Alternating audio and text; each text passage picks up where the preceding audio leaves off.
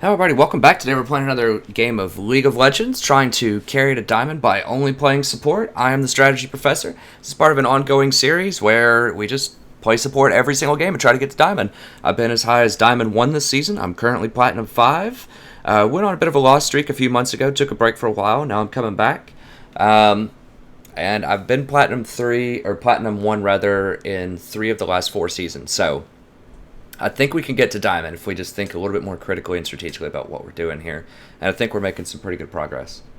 So, I've been playing more Zyra lately. I appreciate the comments from a few of you guys and gals on the Zyra videos. And I know I've been needing to adjust my rune pages a little bit. So I went ahead and did some math with Zyra. And I'm not sure if I'm going to play her this game or not, but I just wanted to go ahead while I have it fresh in my mind and just talk about Zyra real quick. I do think that she's stronger than I was giving her credit for in my earlier Zyra videos. I think she's a really good counter to Sona and Bard, and maybe even to Soraka, who are all really popular right now. She's not as good against hard engaged tank champions, something like a Leona. Pretty much just Leona. I mean, she's good against almost everything else. You just have to watch out for assassins in their team comp. But one of the most debated concepts with Zyra is, do you go for the spell pen or do you go for the flat magic damage ability power? And I did quite a lot of research here, did some math, and I put some notes here for you. And my conclusion is, in the laning phase, it's levels 1 through 6 before you get other items, it seems like it's almost always better to go flat ability power over strictly magic pen. So the popular builds that are available is you can go 26 ability power and basically 8 magic pen here, or you can use all of the blues and all of your quints for penetration. You can get to 19.5 penetration, which you can just round off to 20. So basically what you're trading with these different rune pages is 8, you get 8 extra, or 12 extra pen rather, or you get 26 AP with 8 pen, because you're going to get that 8 pen all the time from your primary runes here. Or you can go with the 20 pen runes. So the major difference here is you get basically, you can assume that your opponent is going to have 42 magic resist. So that's just their base 30 for the 80 carry and 12 off of their runes. Now, not all 80 carries are going to run magic resist blues, but I'm just assuming they are, because if they see a Zyra, there's a good chance that they just might. And the formula for figuring out how magic resist, what that percentage reduction is going to be, it's usually really arcane and hard to figure out, but it's pretty simple once you think about it. It's just, you do 100 and then divided by that base number 100 plus whatever their magic resist is. So if it's 142, or if it's 42, just say 42. So then if I just look at my calculator here, you just do, the base would be 100 divided by 142 equals, they're going to only take 70.4% damage. That's a 29.6% damage reduction. So it's not really that hard to figure out. It's just, it's not really that clear in the tooltips and the way that it usually gets explained. Just for accuracy, we'll do that. But yeah, so it's really easy to figure out on your own where certain breakpoints are, what's going to be most beneficial to you if you just want to do a bit of math. It's not really that hard once you figure it out. So I went ahead and gave you guys and gals a few scenarios here just to kind of play out what happens with Zyra, and then we'll move on to the pick and select. But I think this is something, it was certainly greatly interesting to me, and I think it would be of interest to anyone else who's considering magic penetration for runes, whether it's with Zyra, or whether it's maybe even with Sona, or with Bard, or whomever. Magic pen versus flat AP. Now, Zyra's a good case for it because her plants end up doing quite a lot of really high base damage, and they have a low scaling on them. They only have a 0.15 AP ratio, and their damage increases per level. So Zyra's a good case, probably the best case for penetration over flat AP. So let's see how that pans out. So one scenario, level 2, you just level up your Q, you have 1 W, you land the Q on them, the plant spawns and hits them twice. That's going to deal 120 base damage, so 60 for the ability, the Thorn Spitter, or whatever it is, the ability's called the Q, and then 2 hits at 30 damage each, roughly, for the plants. So with AP runes, that's going to be an extra 23.4 damage. If you had penetration runes, it would only be 9.12 damage. So at level 2, it is 100% way better to have flat AP than it is to have penetration runes. Okay, let's look at a level 5 scenario. Let's say that you've leveled up your E, your snare, to level 3, and you get 2 hits from a single plant again. That would be 218 flat damage, based on the scaling of the plants and based on your level 3 E and all of that. So the AP runes would do 23.4 damage, and the pen runes would only do 15.9. So once again, these pen runes are dealing about 50% less extra bonus damage than the AP runes. Now, if, let's say you got 2 plants to hit them twice, I can't do all that math, but I still think that even if you landed 2 plants on them with the E, because the plants are going to get reduced damage, 50% reduced damage, it's probably going to be somewhere in the neighborhood of 300 damage.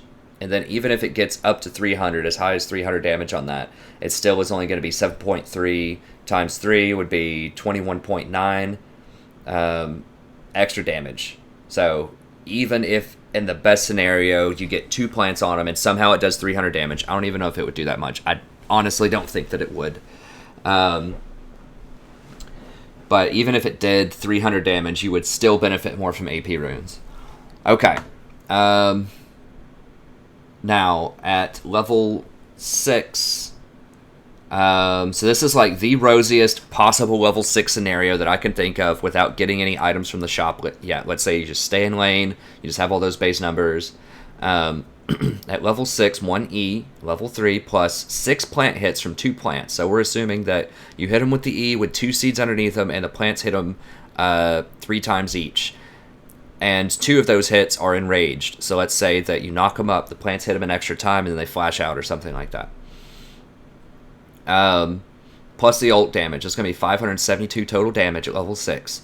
AP runes are going to give you 51 extra damage, and the pen runes are only going to give you 42 extra damage. So it's still 25% less, even in a super rosy scenario, even after your plants have scaled for 6 levels. It's still more.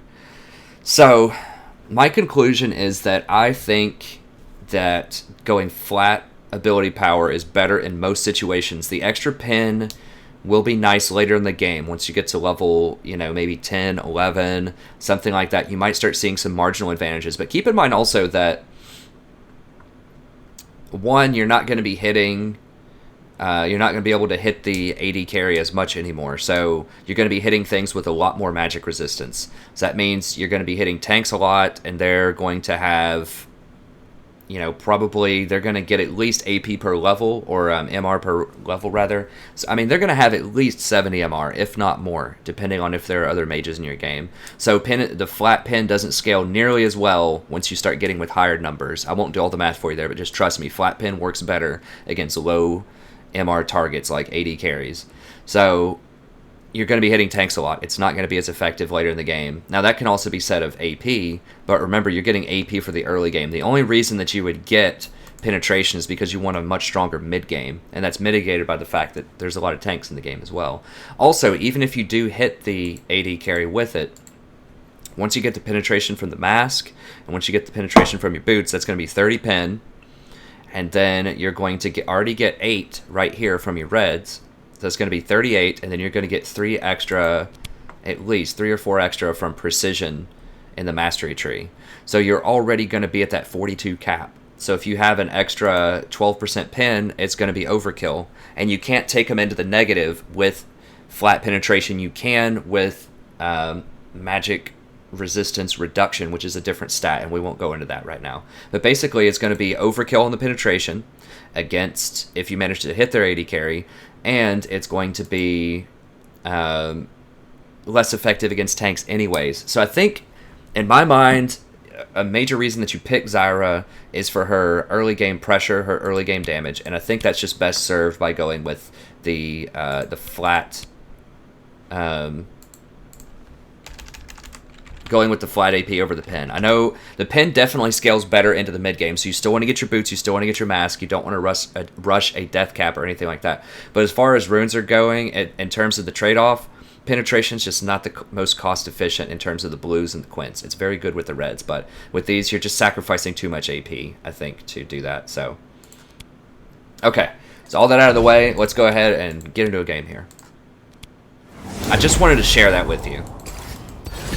And I suppose I could have done that at the end of the game. I probably should have waited to do that at the end of the game if it's a Zyra game. I guess I'll talk about those. I'll just leave that up there, and if we don't play Zyra this game, then I'll mention that again the next time I get to play Zyra. But I was just kind of excited that I figured that out and kind of busted what I think is a common myth, and that people think you have to just go for an all-pin page. And I've always wondered that myself, like just how much more efficient is it? And I just used League Wikia, if you look that up. Just League, WIKIA.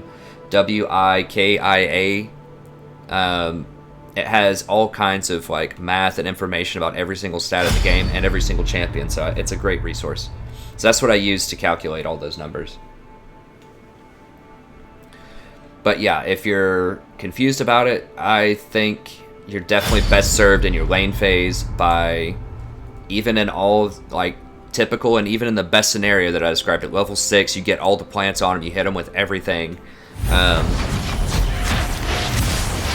That flat AP is just better. It's not as sexy, it's not as cool. I want to have some unique and interesting runes for Zyra, but it's just not as good.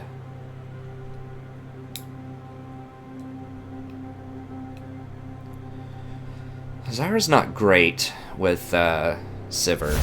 She's okay. I mean, the problem is Zyra's not a flanker. Like, Zyra is a stand there, catch them, blow them up type of champion. She's not very fast. Her skill shots are very slow moving. She's much better as a disengager. So if they engage on you, she's much better to blow them up. What is this person mad about? Oh. Well, at least they banned Karthus, because I don't think Karthus is very good in this meta. Because Maw of Primordials is still an item. But it's whatever. I mean, I've seen Karthus do okay now that Maw is nerfed, and a lot of people just kind of have forgotten about it. It's really hard to pick Zyra this early also. Like, I really want a champ that can just engage with Sivir or disengage. She's going Ghost? What?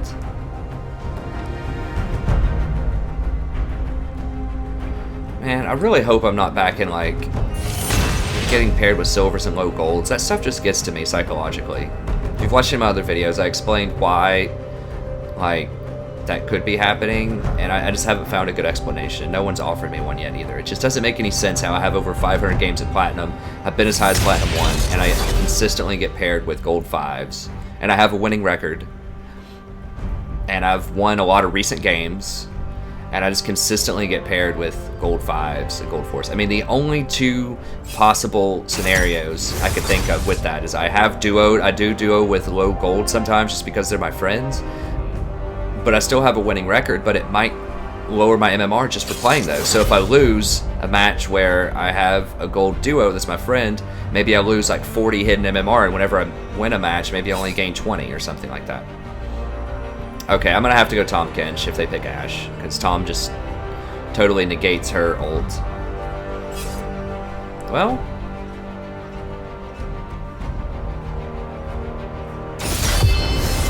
Lucian's really good against, he's pretty good against Zyra, because he can run her down, get in her face, and blow her up. And he can get away from all of her moves. And Lucian really invites a more aggressive pick like a Leona. I think I'm just going to have to go Tahm Kench. Call me king, call me demon. Water forgets the names of the drowned. So our Zyra explanation is not going to be relevant here per se. I'll mention it again next time we get to play Zyra. But like I said, I was just kind of excited about it. I think it's just interesting math to kind of try to figure out. It's not particularly hard. It took me maybe 20 minutes. I kept like getting some of the numbers switched around, but it took me 20 minutes to finally get it all right here. Yeah, just if you're thinking about Zyra, or you're thinking about, like I said, Bard, Sona, maybe even Nami, just anything where you might run AP runes. Annie could be a good one. She's kind of out of the meta right now, but they just buffed that Tibbers. I'm telling you, that Tibbers hits really hard. I've seen Annie be particularly pesky in some games. So the problem with Annie is she's just so one-dimensional. Everyone knows what you're going to do, and there are ways to mitigate that. I mean, Maw Malmortius is really good against her. If Annie gets fed, you know, you can get a Maw, or they can get a QSS or something like that to get out of the stun.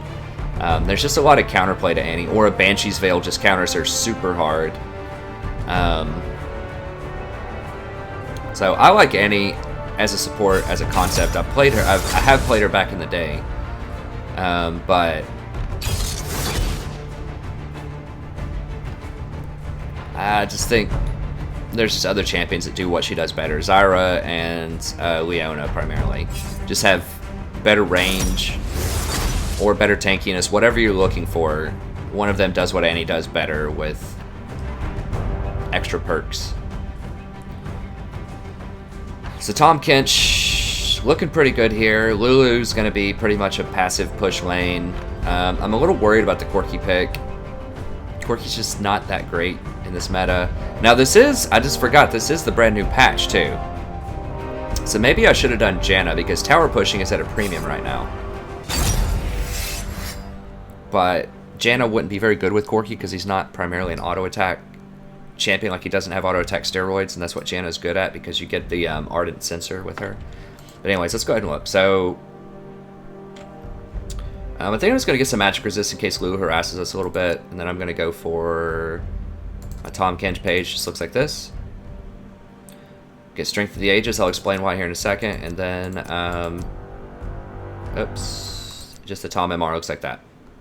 I think I hovered over it, so you should be able to pause and look at it. But it's just lots of movement speed, a little bit of attack speed, and then just some basic defensive stats.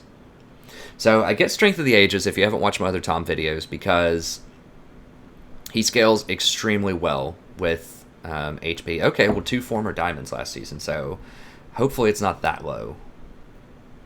I mean, these could be people that just haven't played the entire season. That's okay. Ice Toboggan Corki's a very old skin, so this guy has probably played for a very long time. So borders aren't everything, of course, but this at least shows these people, I mean, to get to Diamond, even if you haven't played all season, even if you've been playing other games, I mean, that's impressive. Any season, if you get to Diamond, is pretty impressive. Like, Platinum's okay, I guess.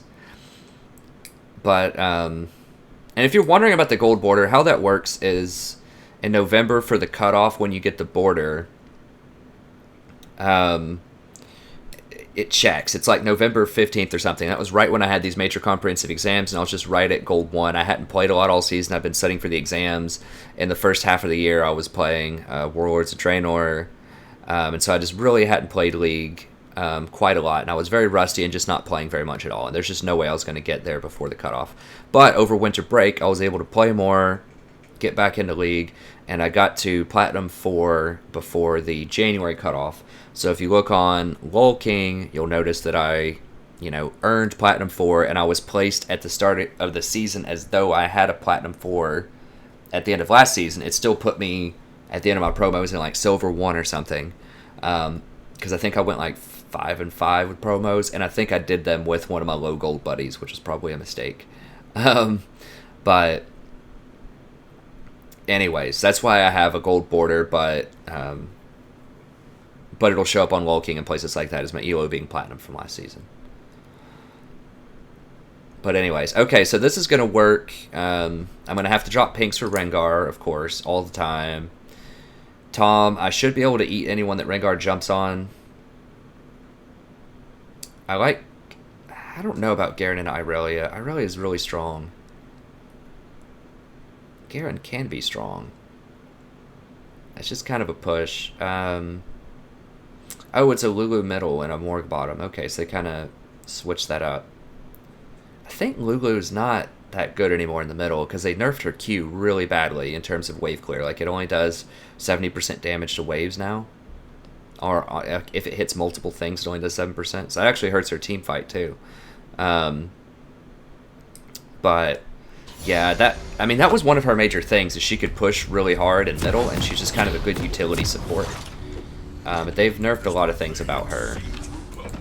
I mean, they increased her attack speed buff So if we're against Morg, I'm just going to get a refillable. I'm not really that scared of poke.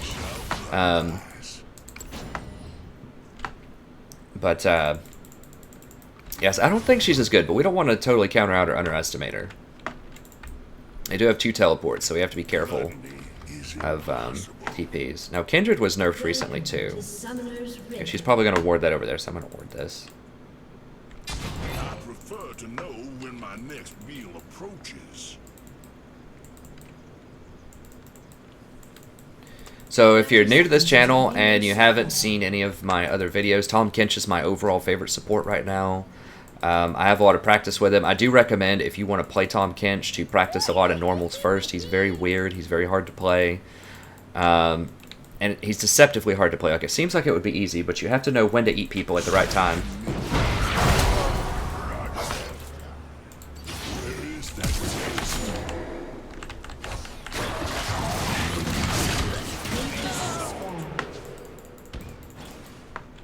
First blood. Also drown in my magnificence. Okay, so, I mean, that was a very easy first blood. And you notice I was able to run her down because I had move sequence. I had 4.5% extra move speed, so that's why I was able to run her down and eat that.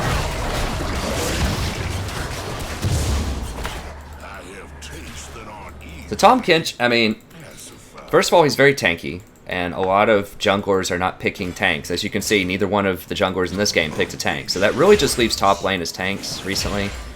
And he's just really good, solid. Also, the #1 reason is he gives the best protection against allies who are out of position. Better than Janna, better than Lulu, better than anybody. You just eat them and walk them out. So, I lose the majority of my games, I think, because allies are out of position. Now, it's not to say that, you know, I'm not out of position ever, but I think I'm out of position less than allies. And so, if your problem is allies being out of position constantly, which is, you know, a major problem at any elo. What, is this guy, like, lagging or something, or what? Like, how is he missing this much open CS? But, you know, if you lose games because allies are out of position, which I think is probably pretty common, then Tahm Kench is your man. He bails allies out of everything. I mean, I'd say in an average Tahm Kench game, I save at least 5 to 10 kills. Or deaths, rather.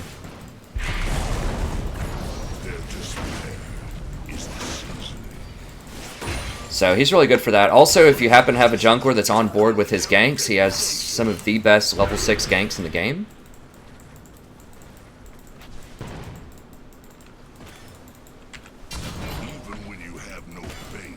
There's really very few weaknesses to him. I mean, his only major weakness is poke and very heavy lane pressure. Of course, you save allies from CC, like I said before, so he stops lane pressure like Leona or Morg, but against something like a Sona, it can be pretty hard to deal with her in lane. And he doesn't have a lot of kill pressure, so you're not going to get a lot of early kills with him, unless the jungler comes. He's very, very good in 2v3 or 3v3 situations early. See, I just saved him probably at least half of his health there. Lucian would have chunked him out big time. He's pretty poke resistant himself because of the grayskin, but, you know, just very heavy, consistent poke is a problem.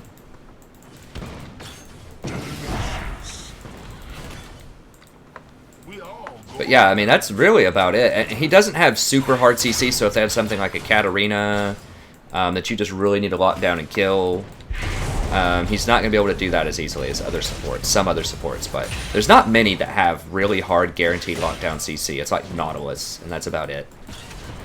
But if they have something like a Morg, then Morg invalidates Nautilus anyway, so he's solid. I mean, I like him. He's my highest win % support this season. I think I've got 55, 56% with him, which is really good. When you have about 200 games, I mean, I know some people are like, oh, I got, you know, 70% with this support. It's like, okay, but do you have 200 games with that support? Because the stats even out over time. If you're getting 55% with a support over time, that's really good.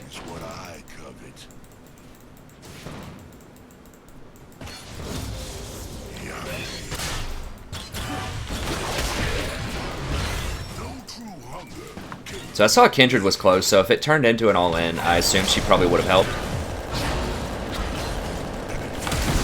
Oh, dang it. He flashed. Alright, got his thing. That's fine. I exhausted the wrong one because Morg stepped in front. That's unfortunate.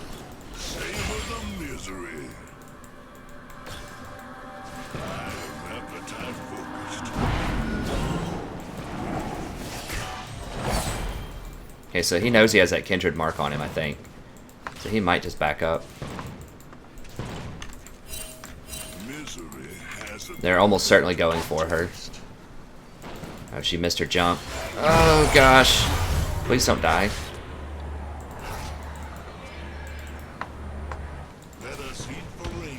I mean, he missed a lot of CS playing around with that, but I was just really scared their jungler was going to show up. I mean, he had like 30 seconds to show up, and he just didn't. So I think we got off pretty lucky there. Okay, yeah, he's going to miss all this. Every heart has its own hunger. Right, he wants to push this, I guess. That's fine.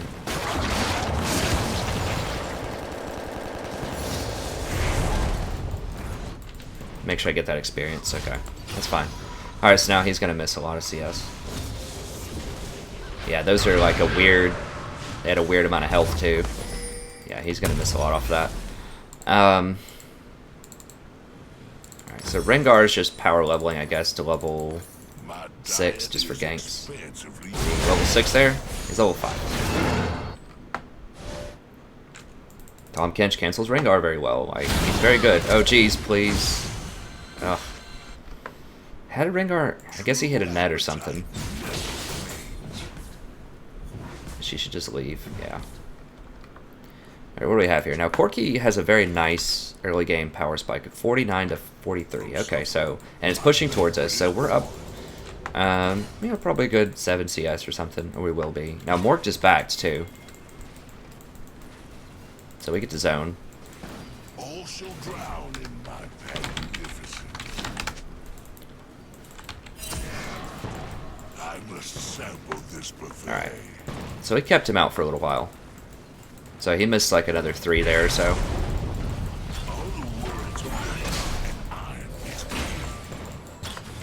It's a little greedy. I like getting the health thing first. It's just so much extra sustain in lane for both you and your ally. Now where is she going? She has a... Okay, so she's probably warding this.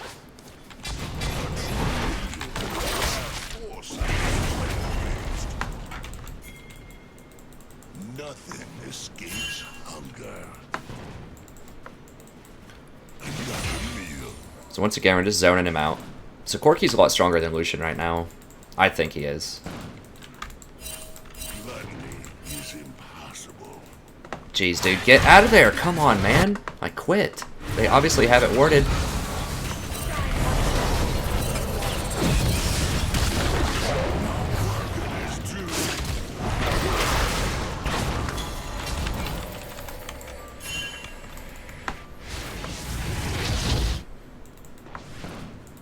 I have tastes that aren't easily classified.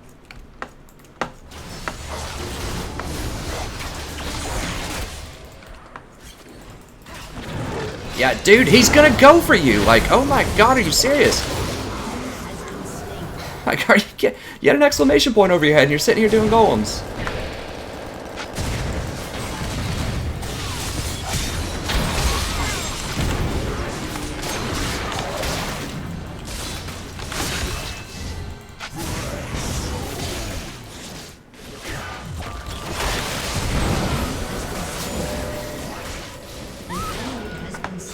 Alright. Got him, coach. And Garen's gonna get top. So, that's good. That was very dangerous. So you see what happened there with Tahm Kench? No other champion could have done that. I saved... At least, after I lost count, I saved at least 2 lives there. If not 3.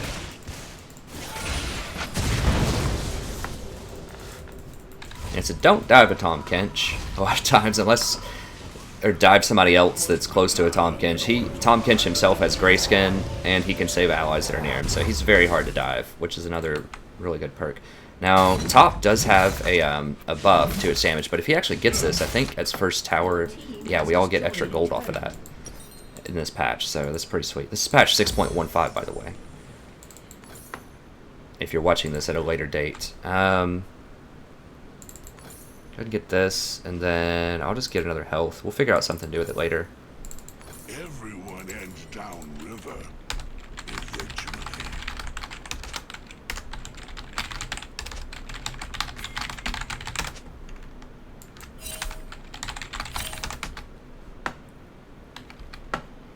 A depth of flavor is what I covet. Okay, so Rengar, yeah, he's middle. We see him. Killing spree. Do they seriously have this warded? Are you kidding me? No, they don't. Okay, yeah, here we go.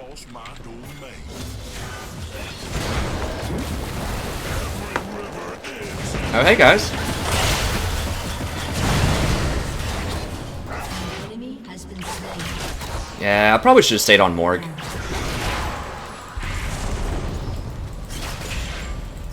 I should have stayed on Morg. I just wanted to make sure Lucian died, but that's okay.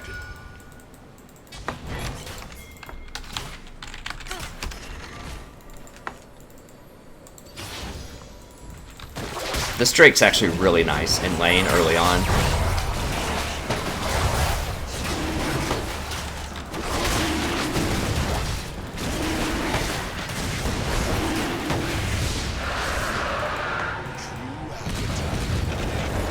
Oh jeez, seriously?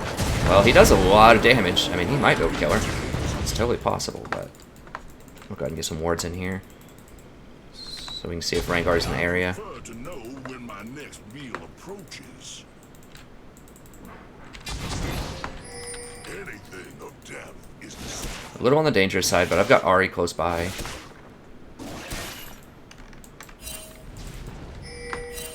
He should be able to get out of Lucian, I think. let us eat voraciously and overindulge. How delectable. Yeah, Corki's very strong in the mid game.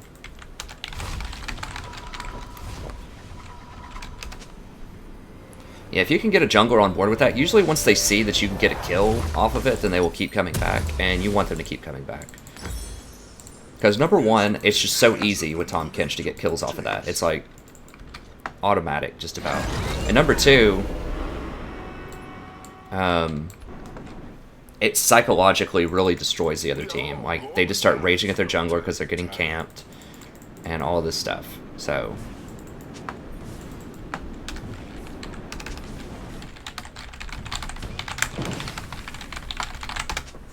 My diet is expansively unique.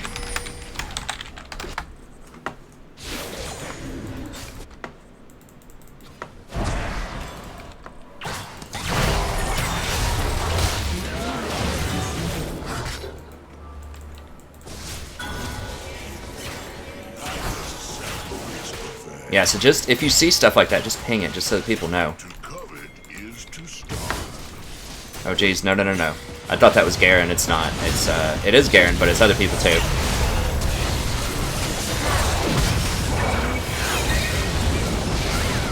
Nice. So, Tahm Kench is very good with Kindred and very good against Kindred too, because you can eat people so they don't get the benefits from the ult. I'm gonna just take a couple of hits here. Just until we get the other wave. That's fine. Escapes hunger.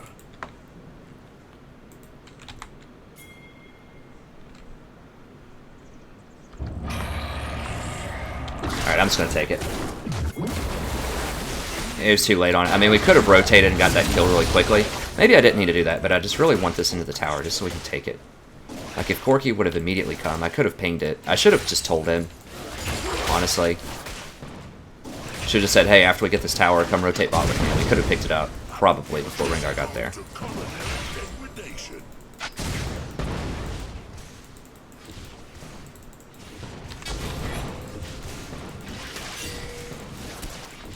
All creation is born thin.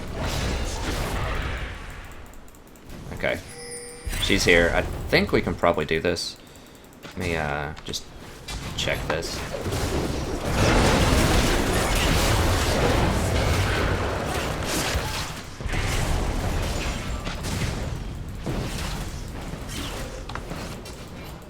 That's pretty solid.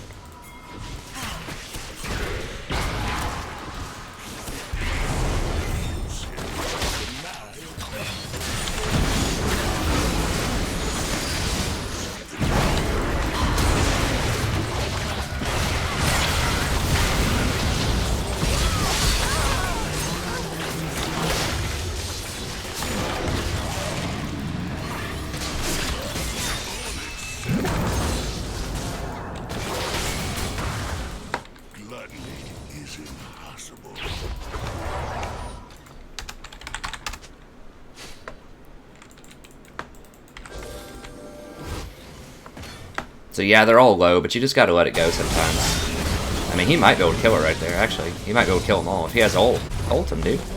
Okay. Double kill. Or you can just destroy him with Garen. That's fine, too.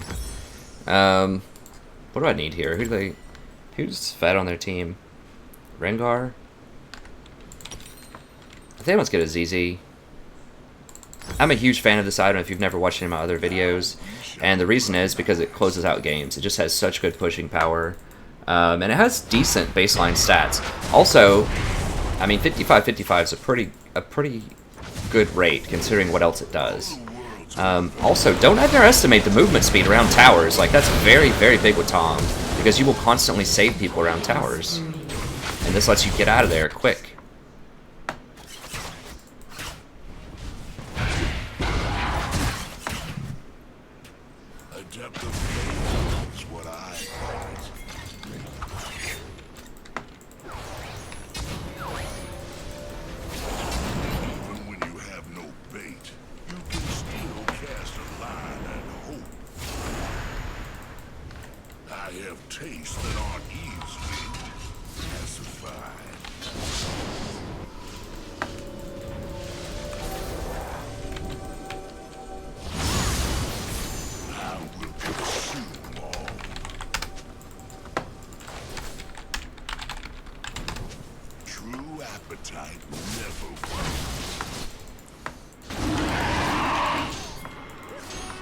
She's gonna get it.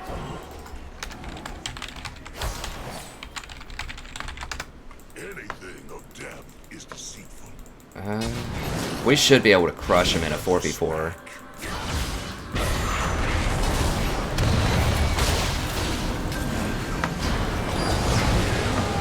I seem to stay with Corki. He's kind of my big one right now, just in case someone jumps him.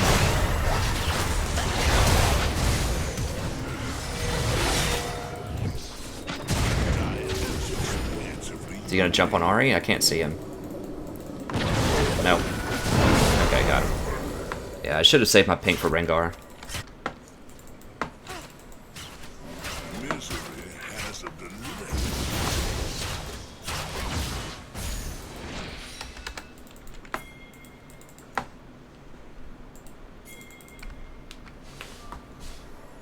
Let us eat voraciously and overindulge.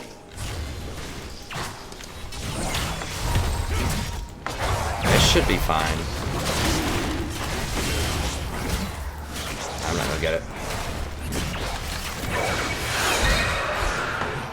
Has its own hunger.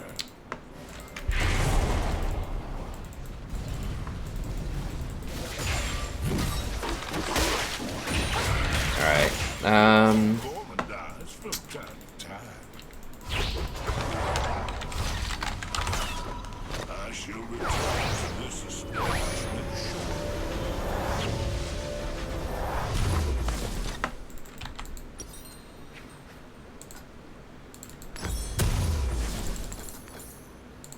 Nothing escapes hunger. You should always buy a lot of wards. Now, don't think you've won a game like this either, because I'm sure you guys know, guys and gals, that people can throw and do throw all the time. So you need to keep people focused and directed and give them something to do, because this Garen is probably going to die here. man. Jeez.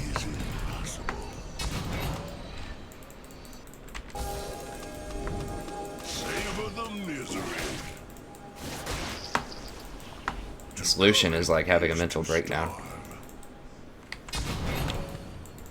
Alright, so he just saw me place that.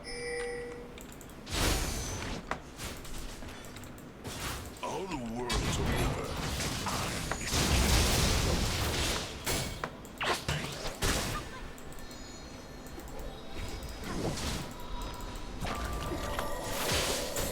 Everyone ends downriver.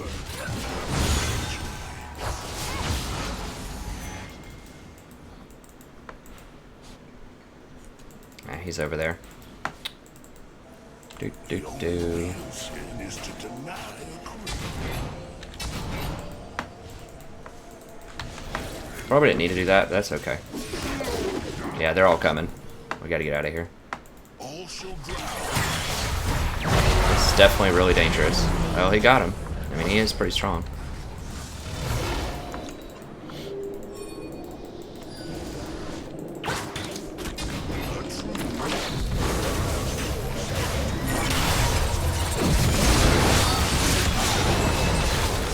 Oh, what? An enemy has been slain. So I could have eaten Kindred there. I don't know. I always forget that Rengar has that huge heal. An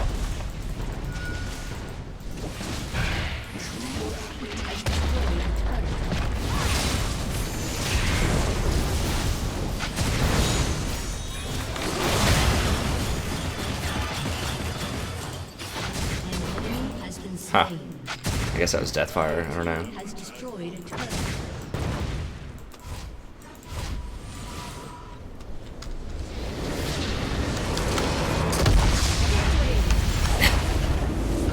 Rengar's preemptively like, not a GG. Forget this team.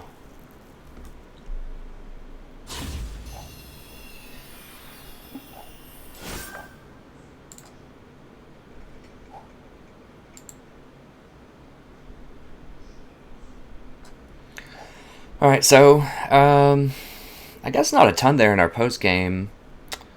What did we learn that game? Well, we learned that don't face check the tribe bush where it's very likely to be enemies early on, as Morg figured out when we first blooded her. Tahm Kench saves people, we knew that. Trying to think. I mean, just calling out pinks for, or pings for other people that might be out of place, I think is helpful. Because we were able to, I think, save Ahri a couple of times by pinging for her. Yeah, I mean, I think the big turning point in that game is when Irelia teleported bottom. Oh, if you're Kindred or if you're a jungler, don't go invade their jungle, especially if they've seen you do it once and you know they're likely to have wards, and bottom lane is not in lane. Because she almost died. I came up there and saved her that one time. Then that provoked Irelia to teleport bot, and then there was just a big clown fiesta where they were chasing us around trying to kill us. I think they killed one person. I saved a couple of people, and then we ended up killing like 3 of them, and Garen got top tower. Towers are very, very important in this patch. That first tower blood gives everybody like 125 gold, which is a lot. So, it's very, very strong. So definitely, you know, you want tower pushing comps. I mean, this is going to be a major thing in competitive plays. I think you're going to see a lot of emphasis on the bottom lane because it doesn't have that buff to towers. So yeah, that didn't really come into play this game. No one was really playing around that much, but I think there's gonna be a lot more pressure bottom lane because people want to get that first blood tower. So expect a lot more ganks bottom lane. If you're not used to it, expect it. Tahm Kench is very good anti-ganker, so it's really hard to gank a Tahm Kench. But just expect it if you're other people. Like, I would not recommend in this meta, that'll be something I can talk about real quick, just kind of the changes in the meta. I would not recommend playing something that is highly susceptible to ganks or getting counter-ganked bottom lane, because I think that's going to happen a lot more. So for instance, Leona, I don't think is going to be very good in this patch, because Leona's big weakness is if unless your jungler also ganks. So if your jungler camps bottom, then she can be very good. But if it's just a 2-on-2 bottom and their jungler comes, you're going to die, like, every time just about, because Leona has no reverse switch. So I wouldn't recommend that. Who are some other kind of all-in champs that are easy to gank? I mean, Zyra is kind of in that camp too. So, but I kind of want to play her again just because I did all this math already and, readjusted her rune page a little bit. But Zyra could be questionable.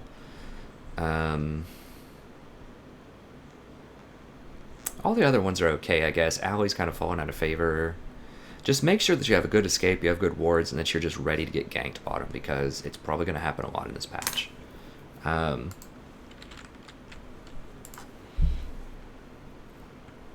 Okay, so that's going to be it for this episode. Let me know, what do you guys think? Which champions do you think, guys and gals, will be really strong in this patch? I think Tahm Kench is still a really strong pick. I'm trying to remember other champions that just jumped out at me. I think Janna will be better because the tower pushing is going to have a higher premium on it in bottom lane. Trying to think of who got nerfed and buffed. I don't think there was a huge meta shift, except for the towers. I think Hecarim got nerfed a little bit, which is good. He was one of the only champs I think was a little too overpowered. Jhin is still a little bit too overpowered. I think they need to nerf something about him. I think with Jhin they could just probably nerf his W range and his ult range. I think that might be sufficient. Jin's just too good. He has too much CC, too much poke, just too much damage early on. So I think just nerfing his ranges would be a good place to start. Just kind of give him the Lucian treatment. Just sort of nerf the ranges on his things to dial him back. Because Lucian's kind of in the same boat.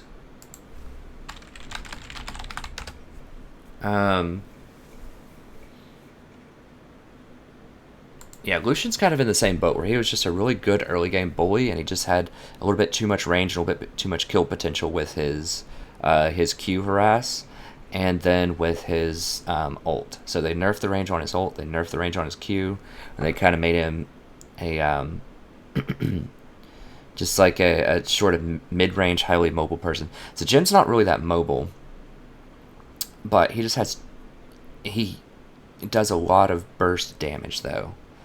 So I think nerfing his ranges would still be similar. I mean, I know he's supposed to be a major sniper and stuff at the end, but I mean, come on, that range is like half of the map or something. Or maybe make the range scale with level. That would be good. So start off, maybe it just does like half the lane in range or something like that. Or like, just give him like the Nocturne treatment or something where it's, at level 6, it's not a huge amount of range. It's just like, maybe the length of a screen or something like that, maybe slightly further. And then level, as he levels it up, you get more range with it. But starting off at level 1 where, you can basically hit people from tower to tower or maybe even further, it's just too much. With the 4 shots, either limit the shots, limit the damage, maybe take the slow off of it, so that you actually have to have skill to hit those shots, because if you hit 1, you're going to hit all 4, pretty much, unless someone blocks for you. So I don't know why it has a slow on it. Just take the slow off. That could be another option, but they need to either limit the range, limit the slow, limit the damage, or limit the number of shots. Like right now, all of them, it's just too much, especially with his W that can reach... His W is just way, way too long. Like his W should only be like 900 range or something, like most skilled shots. Right now, it's like 2,000 or something. It's ridiculous. You can hit people from so far with that. Yes, it's a skinny skill shot, but so are other like big time skill shots, like a Thresh Hook, very skinny. Tom's Tongue, still pretty skinny. So, anyways, that's my thoughts on Jhin. That's my thoughts on this patch. I don't think there's a huge difference. We'll see how it plays out. I just feel like the big one's going to be the towers, so just be ready to get ganked bottom lane. Hopefully you enjoyed that Zyra information. Next time I play a Zyra game, I'll just summarize that at the end of the Zyra game for people that maybe didn't watch this episode. So thank you very much. If you enjoyed this, consider watching other episodes. I release a ton of League videos. Usually it's one per day. If I ever miss any days, I usually have quite a stockpile that I release at once. So for instance, yesterday and the day before, I think I released like 6 or 7 videos in a row or something. It was a lot. But Watch a few of those. If you enjoy them, then consider liking, subscribing, commenting on the videos. Anything you can do to interact with the videos really helps out a ton in terms of visibility, because I'm still a relatively small channel. As of this recording, I think we have 50 subscribers, so we're growing, and I appreciate every single one of you. But we need to try to get some more fresh eyes in here as well, and just grow the community, just so we can get a nice, robust community. Because I just don't think there's a lot of other channels that do this, what I do in this series, such as try to play support every single game to Diamond, give in-depth analysis as I talk. So it's not a replay, it's not a montage, it's as I actually do the game, and have the selection of the games. So if you watch a stream, then you don't know what kind of games you're going to get. It could be a stomp every single game. There could be things that just aren't really that eventful or interesting. But with my games, I don't load up the things that aren't really that interesting. This was kind of a stomp, but I think there were still lots of interesting moments we could learn from. So you still get all of the commentary, live commentary that you would get with a stream, but you also get the game selection that I offer by, hand picking these games, because I don't put all of the games on the channel. I do put a lot of them up, but not all of them.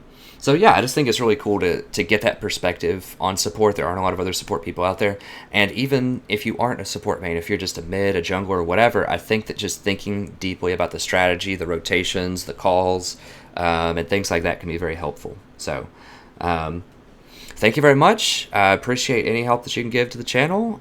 Even just watching more videos just helps out a ton. And it's always a pleasure broadcasting for you, and I hope to see you next episode. Have a wonderful evening.